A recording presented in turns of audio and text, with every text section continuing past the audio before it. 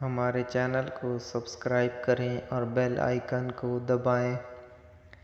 حضرت سلطان محمود غزنوی رحمۃ اللہ علیہ کے پاس ایران کا بادشاہ اپنے سفیر کے ساتھ ملاقات کے لیے آیا ہوا تھا۔ دن سارا سلطنت کے امور پر تبادلہ خیال میں گزر گیا۔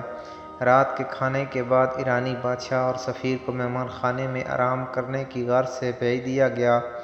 سلطان محمود غزنوی رحمۃ اللہ علیہ خود بھی مہمان خانہ میں ہی ایک الگ خیمہ نما کمرے میں ٹھہرے تاکہ مہمانداری میں کوئی کمی نہ رہ جائے۔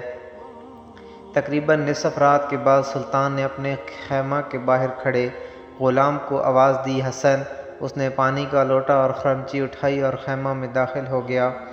ایرانی بادشاہ بڑی حیرت سے اپنے خیمہ کے پردہ سے یہ منظر دیکھ رہا تھا اور ساتھ ہی ساتھ سلطان محمود غزنوی رحمۃ اللہ علیہ کے غلام حسن کا باہر آنے کا منتظر بھی تھا۔ جیسے کوئی سوال اس کو بے چین کیے ہوئے تھا۔ جیسے ہی حسن سلطان کے خیمہ سے باہر نکلا، ایرانی بادشاہ نے اسے بلایا اور پوچھا، جب سلطان نے تمہیں آواز دی حسن تو تمہارا حق تھا پہلے پوچھتے، جی کیا حکم ہے آقا؟ تم بنا پوچھے ہی پانی کا لوٹا اور خرمچی لے کر سلطان کے خیمہ میں چلے گئے۔ ہو سکتا ہے سلطان کو کسی اور چیز کی طلب ہو۔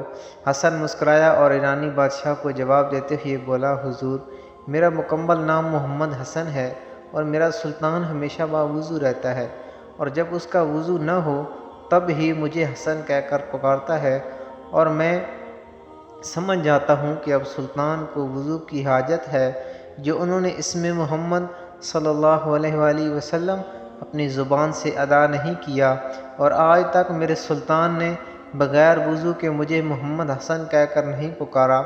اللہ اکبر! یہ تھے وہ ہمارے اسلامی تاریخ کے ہیروز جن کے دلوں میں عشق مصطفیٰ صلی اللہ علیہ وآلہ وسلم کا ٹھاٹھے مارتا سمندر تھا، اور کافر مشرک ان کا نام سن کر کانپتے تھے۔ جب تک مسلمان بادشاہوں کے ہاتھوں میں قرآن و حدیث کا دامن تھا تب ان کا غلبہ بھی تھا۔